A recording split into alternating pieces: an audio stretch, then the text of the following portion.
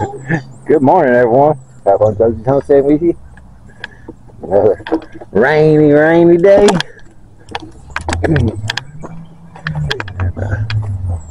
It's been raining. I think it started raining Thursday night. Been raining all day yesterday. Yesterday's when we went and got Andy sheared. And it rained and drizzled all day long. Wind blowing. It was cold. Made a miserable day. I got tempted this morning. I got this huge brush pile. I said it rained Thursday night, all day yesterday. It's supposed to rain most of the day today. 40% tomorrow, and back up to 70% on Monday. So, my temptation got the best of me. So, I had a little bit of dozy. I had a little bit of trash in the morning. I just went down there and put it in there. If it catches up, it catches up. If it don't, it don't, mate. I ain't gonna try to too hard to get it to burn. But it's so close to the edge of the woods down there, I was kind of worried about it. Worst case would be tomorrow, only 40%, that it don't rain all day and the wind blows and dries everything out. Because it's got so much big stuff in it that one's going to burn for a while. When it does burn, you know, it'll burn all the brush out and get down to that big stuff, sit there and smolder for days or maybe even weeks or something. So, yeah, some other stuff I was going to show you. It looks like I think the leaves underneath of it was sheltered enough that they're kind of dry. I think it might burn. Char's right at my feet. He's about to trip me. Char. We went yesterday and got Andy sheared, and you know, I kept Andy's wool from him, and then I picked up some of the loose, just scrap stuff, I guess you'd call it, that fell down onto the ground. It was Joyce, the lady whose farm we went to, was going to try to sell some of it, so we just got some of the scrap off the ground. I got 2 tubs. Another score, I got some tubs. You know how handy tubs can be, but I filled 2 of them up, which they've settled. I filled 2 of them up and brought. And I got 2 more tubs over here too. I got, but we got a couple tubs. But I had seen somebody had some baby coonies on Facebook that they put wool in their bedding underneath the heat lamp, you know, because wool don't burn. So they had it underneath the heat lamps, but I figured I'd bring some. I was going to put 1 tub over with the dogs. Now, more than likely the dogs, like they would when you put mats or something in there, they rip them open and they just tear the fuzz out everywhere. So that might be what they wind up doing. If they do, I'll just rake it up and take it up to the girl pigs and try them. But I'm going to take 1 tub over here and put in here. That's where I got the boy pigs and Andy and that little goat right now. But as soon as Blake goes back home, I'm going to take Andy and the little goat back up there with the goats. But I'm going to take 1 tub over there and 1 tub over with the puppies and just see what they do. Yeah, put this one over with some puppies. You going to take it over here? Josie's going to go over here with me, I think. Yeah. Let's see what the puppies do. Hi, Bar. Hi, Bar. You smell it? You smell it? Alright, you want to come in? So I can just... Yeah, puppies.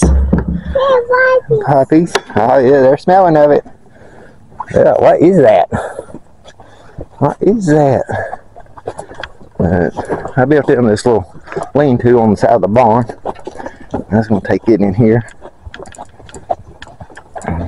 Put it in here. I think this tub will fit in there. Yeah. Barley. Oh, it might be too dark in here for y'all to see. I don't know.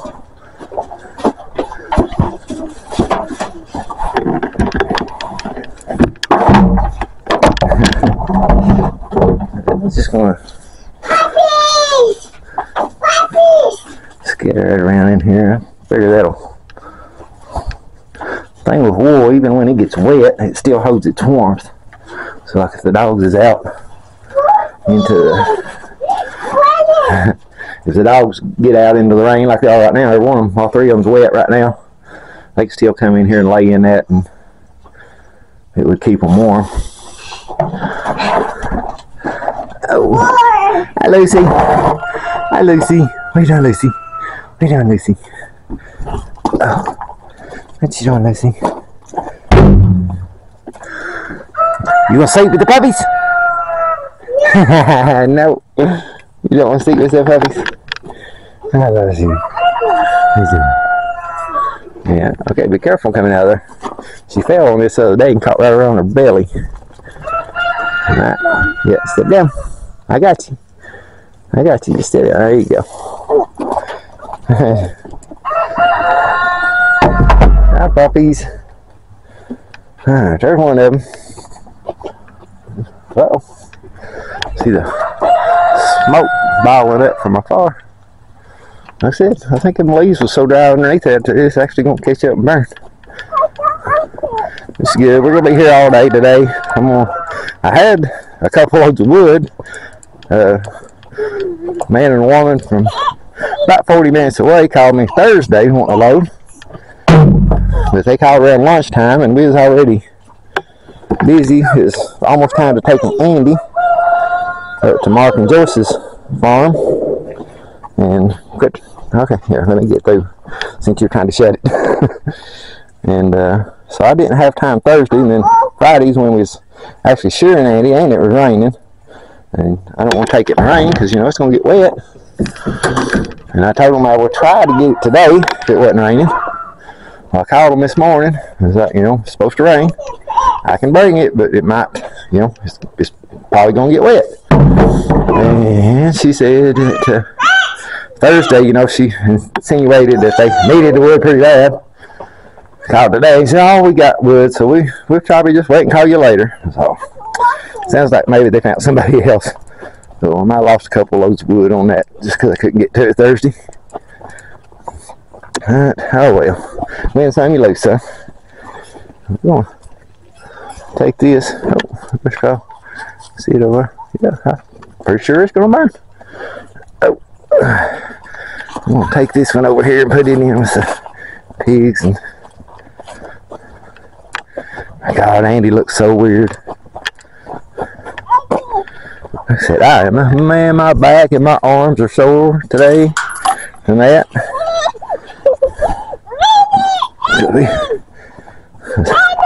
They didn't have chutes or anything like that. I don't know, like I said, I've never done this, so I don't even know if you can put chutes up. But so we run them into a small pen right beside where the guy was shearing them at, and then we'd have to catch them and drag them over to him to where he could shear them. And some of them daggone things, there's a couple of them took me for a ride. A couple of them girls are big old hey Gary.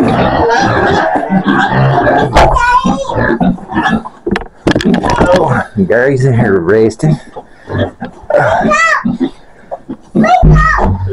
Oh, there's Andy's wool right there. A pig can't eat that, you silly things.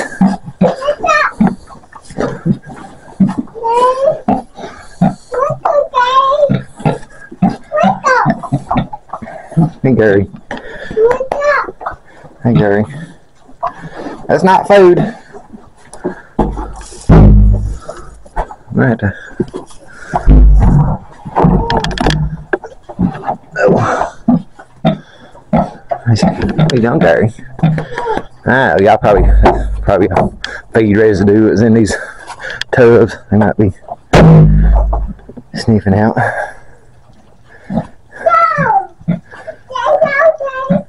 Look at old Andy. Oh my goodness. I told her they had some black sheep. I might this spring might get him a girlfriend. I don't know. We'll see. I thought they were pretty cool. Andy.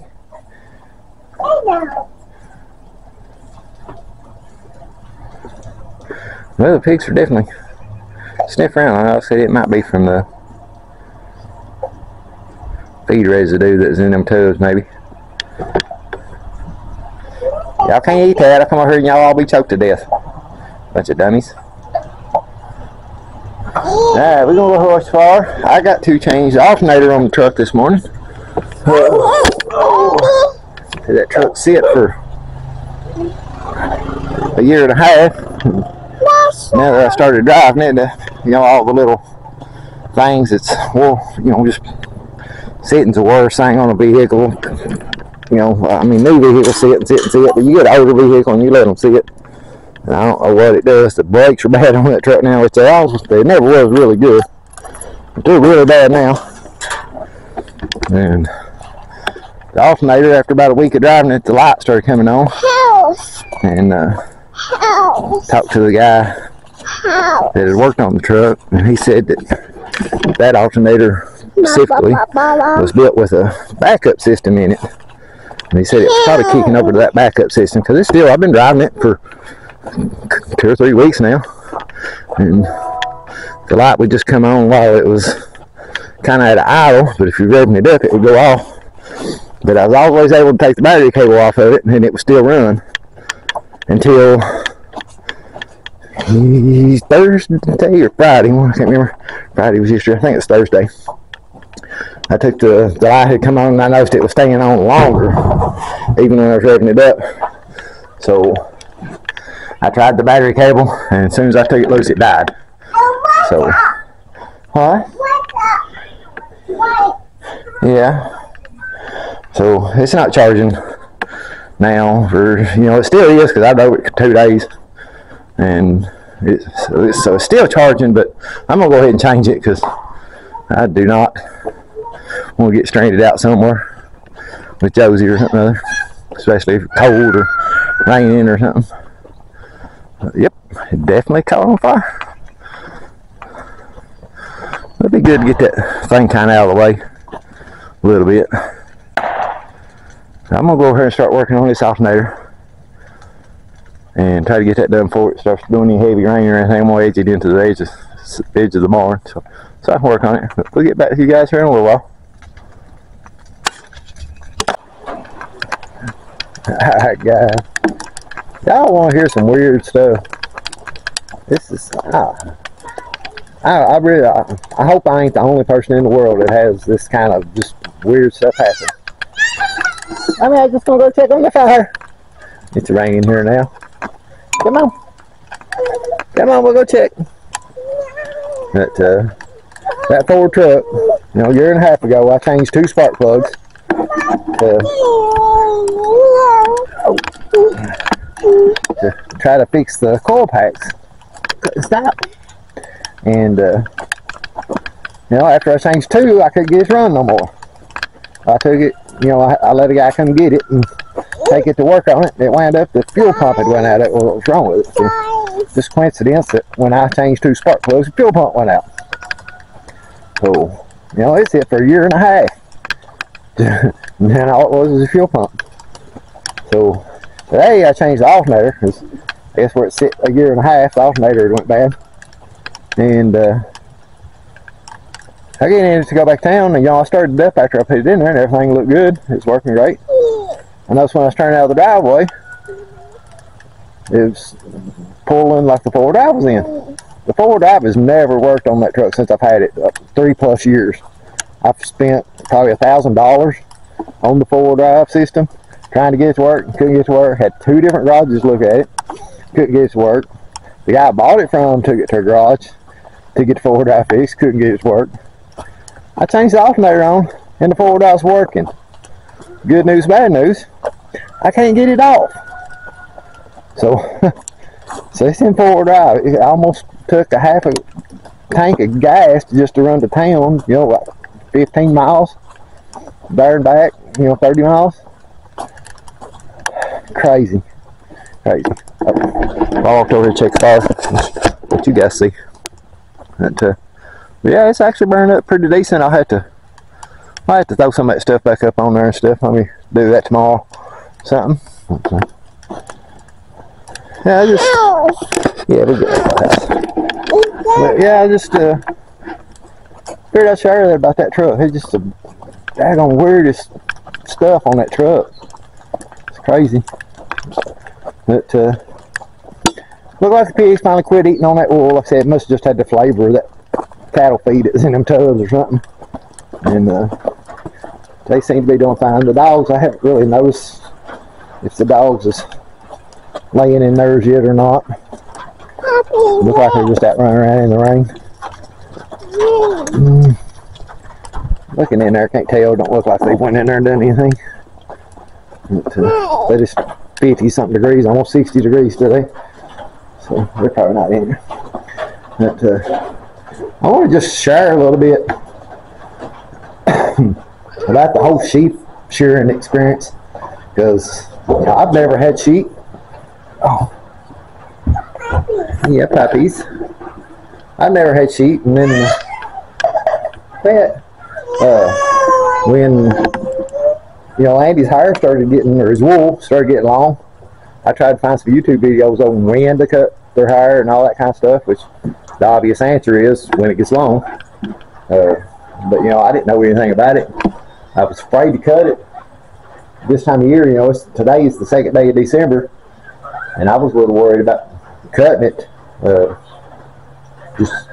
Because in the winter time I was afraid it'd be too cold and it would cause them to freeze. But it's actually the opposite of what you would think. The long wool is bad in the winter because it will get wet and freeze. And if you've ever had an animal outside with long hair, how them snowballs will build up on it.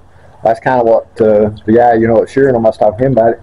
That's what he was saying, that ice would get in it and freeze, and snowballs would build up on it and all that stuff. So they actually do need the shorter hair in the wintertime, I guess, to keep all that from happening. The ice can cause skin burns and things from the ice, and then just the weight of the snow and the ice on it. So just something a little different that I couldn't find anywhere on YouTube of when and all that kind of things. But basically, I think it's just when they need it, they need it, and it's time to get it done. Interesting experience, I will have to say. So I'm gonna wrap it up for this video. Like I said, it's just a little odd day video. It's been raining, burning brush pile, working on the truck, throwing that wool out for the puppies and the pigs. So I noticed the sheep, Andy, and the goat is over laying in it. The pigs, they don't care. They're out running around in the rain. It's not cold, but yeah, Andy. Actually, the little pigs is over laying in it now. But Gary, he's standing over in the rain. You can see him over at the gate, just standing there in the rain. So I'm gonna wrap it up for this video, but appreciate everybody watching, and we'll catch you on the next one. Bye.